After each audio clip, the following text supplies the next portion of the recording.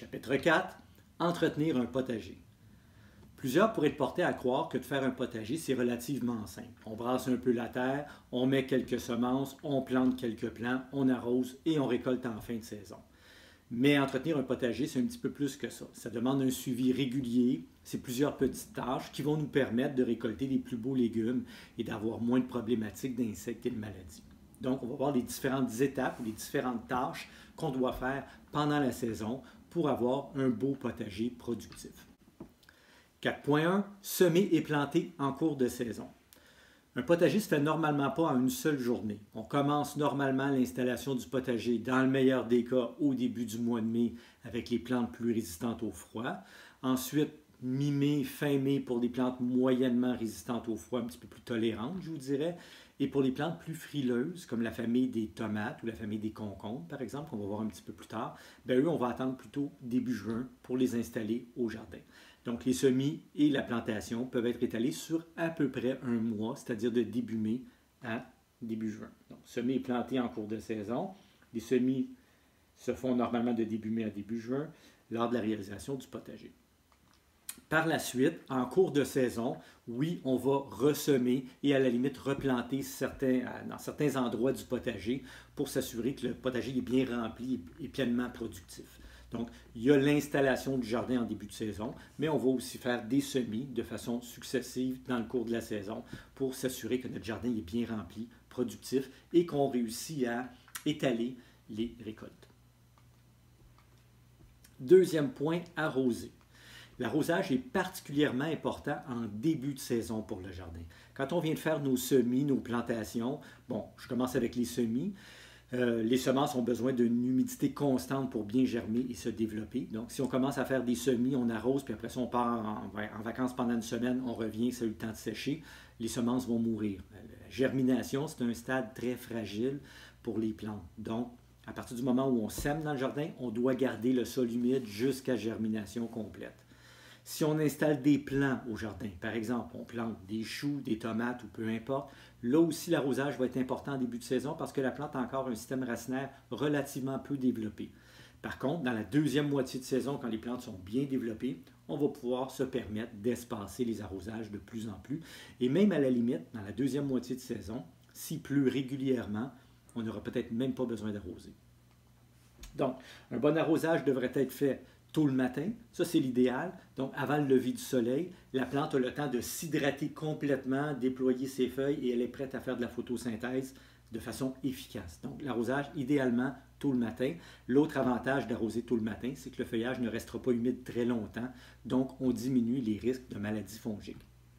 L'arrosage devrait être en profondeur, évidemment. Si on arrose seulement en surface, on va développer des racines superficielles et on va avoir des plantes qui sont très fragiles au stress hydrique. Donc, on veut que la plante développe ses racines en profondeur. Donc, on est mieux d'arroser moins souvent à mesure que la saison avance et d'y aller un petit peu plus en profondeur pour avoir des belles racines profondes. En évitant de mouiller le feuillage le plus possible. Si votre jardin est tout petit, oui, allez-y avec un arrosoir. S'il est un peu plus grand, on pourrait y aller avec des boyaux suintants ou des goutteurs, des gouttes à gouttes. Mais le plus souvent, si on va dans les jardins communautaires, très souvent, ou même dans les jardins de cours, les gens vont souvent arroser avec un oscillateur, donc un appareil qui met de l'eau un petit peu partout. Ce n'est pas une mauvaise méthode, c'est pratique pour des surfaces un peu plus grandes. Malheureusement, si on mouille le feuillage, les chances de maladies fongiques augmentent.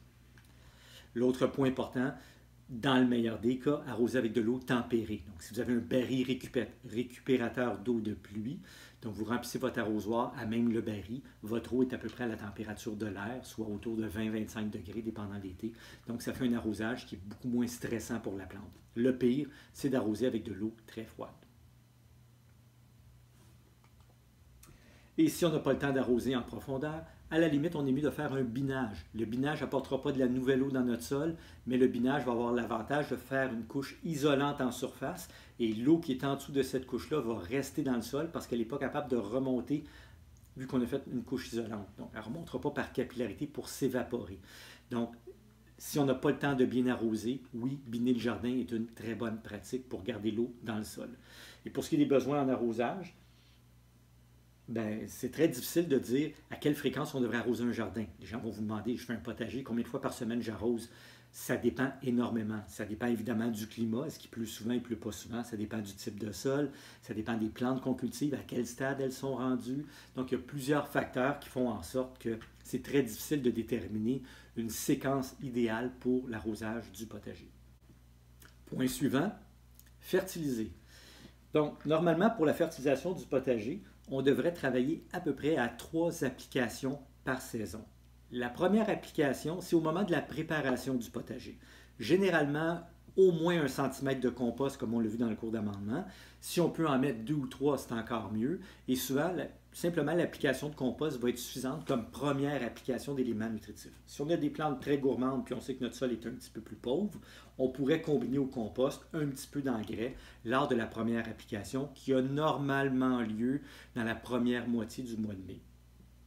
La deuxième application d'engrais devrait avoir lieu autour de la mi-juin, soit 1 mois à 4 à 6 semaines après la première application. Donc, autour de la mi-juin, une deuxième application d'engrais, un engrais avec un ratio 1, 2, 3, idéalement. Donc, plus de potassium, encore une fois, parce que nos plantes les plus gourmandes dans le jardin sont nos plantes à fruits, comme les tomates, les concombres, les zucchinis, les melons, etc.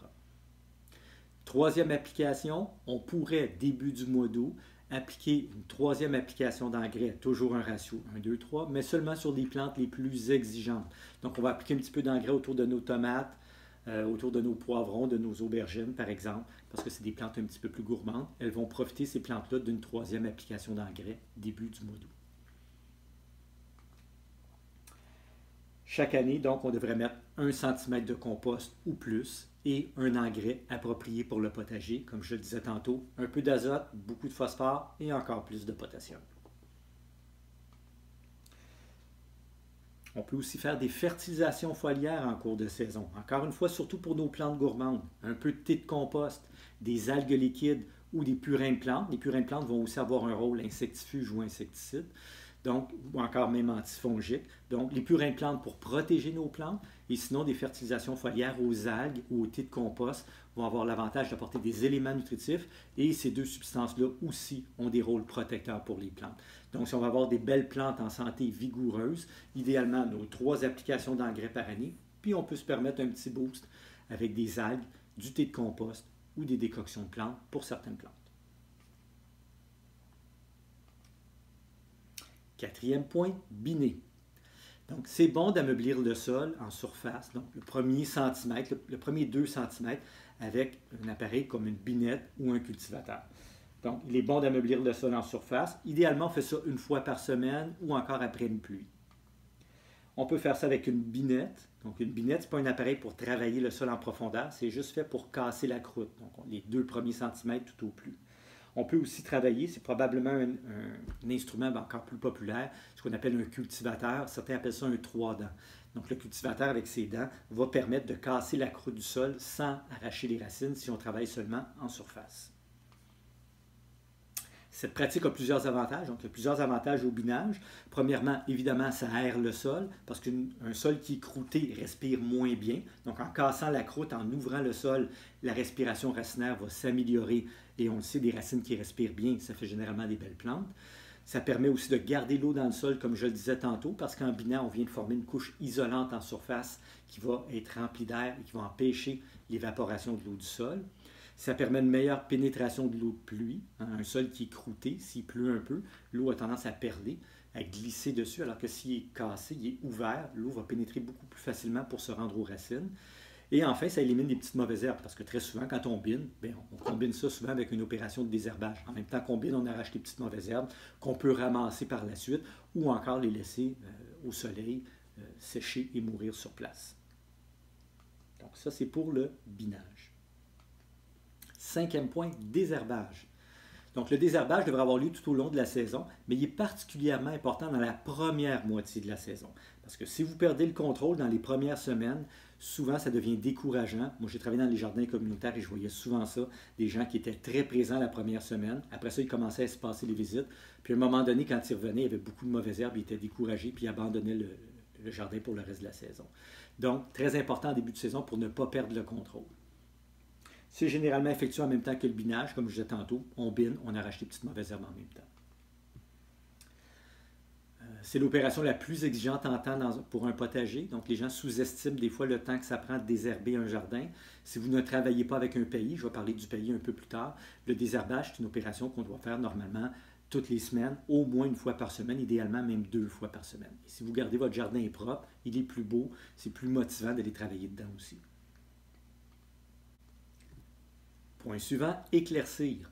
Donc, on doit éclaircir les plantes qu'on a semées trop près les unes des autres. C'est particulièrement vrai pour les petites semences, les semences de carottes, de laitue et à la limite aussi de radis ou d'épinards. Donc, c'est difficile des fois de faire un semis qui est tout à fait adéquat avec des distances respectables entre les plantes. Fait que si on a échappé quelques semences ou on en a mis 2 par trou, bien, il va falloir éclaircir, c'est-à-dire enlever les plantes en trop. Donc, on doit éclaircir les plantes semées en trop pour favoriser évidemment un développement maximal des plantes qui restent. Ça, j'ai remarqué depuis que j'enseigne le cours de potager que les gens sont très hésitants à éclaircir. À partir du moment où des plantes commencent à sortir du sol, les gens sont comme attachés sentimentalement. Ils se disent « Oh mon Dieu, je ne peux pas l'arracher, la pauvre petite plante, elle veut vivre. » Vous pouvez très bien laisser beaucoup de plantes dans un petit espace, mais l'inconvénient, c'est que vous allez récolter beaucoup moins parce que les plantes vont être en compétition les unes avec les autres. Donc, c'est avantageux d'enlever les plantes en trop pour laisser un petit peu plus de place pour les plantes qui restent.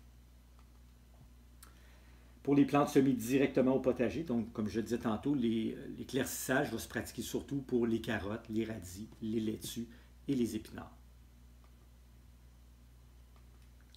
Point suivant, installer un paillis. Est-ce qu'on devrait installer un paillis dans un potager? La réponse est non dans certains cas et oui dans d'autres. Donc c'est une opération qui est facultative au potager. On pratique dans les potagers, surtout de grandes surfaces. Dans un petit potager urbain, je parle souvent du jardin de 4 pieds par 8 pieds, 1,2 m par 2,4 m. Donc, si vous avez un petit jardin encadré dans votre cour, ce n'est pas nécessaire d'installer un paillis. Souvent, même le paillis va être un petit peu encombrant quand vous allez vouloir semer des petites choses comme des laitues ou des carottes. Mais si vous avez un grand jardin, vous êtes à la campagne et vous avez des sections avec des plantes éloignées les unes des autres, des plantes de grande dimension, je prends l'exemple des tomates par exemple, bien, si vous avez beaucoup d'espace entre vos plants de tomates, vous allez avoir beaucoup de mauvaises herbes qui vont pousser à travers. Il y a moyen d'utiliser cet espace-là en plantant des petites plantes à travers, le semi-intercalaire dont je vais parler plus tard. Mais l'autre chose qu'on peut faire aussi, c'est d'installer un paillis à la base des plants. Le paillis va avoir plusieurs avantages. Donc, opération facultative, on la pratique dans les potagers de grande surface. Intéressant surtout pour des plantes distancées les unes des autres, comme j'ai dit tantôt, comme pour les tomates ou les pommes de terre, par exemple. On peut mettre le paillis une fois que les plantes sont installées et en remettre au besoin en cours de saison parce qu'évidemment, avec la vie dans le sol, le paillis va se décomposer tranquillement et va pouvoir de moins en moins jouer son rôle. Donc, on utilise de préférence du matériel végétal facilement décomposable et on met une épaisseur de 5 cm. On dit normalement c'est 2 à 10 cm le paillis. Autre opération qu'on peut faire au potager, buter. Donc, buter veut dire renchausser. Pas comme dans les films français, là. Je vais buter, connard. C'est plutôt renchausser les plantes. Donc, on va remettre de la terre à la base des plantes. Et selon les plantes, ça va être pour différentes raisons. Donc, il y a 3 raisons principalement pour lesquelles on bute. Ça peut être pour donner un petit peu plus de stabilité aux plantes. C'est ce qu'on fait dans le cas, par exemple, des choux, des choux-fleurs, des brocolis. Donc, les plantes de la famille des brassicacées ont tendance à être un petit peu instables. Quand on ramène de la terre à la base, on dirait qu'elles sont plus à leur place.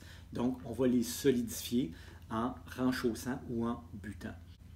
Ça va permettre aussi le blanchiment des tiges. Je pense au céleri, aux asperges ou aux poireaux, par exemple. Donc, on va ramener de la terre à la base des plants pour cacher la base des plants de la lumière. Donc, la plante ne développera pas de chlorophylle dans la partie inférieure. Ça veut dire que les tiges vont être plus blanches et généralement plus douces au goût.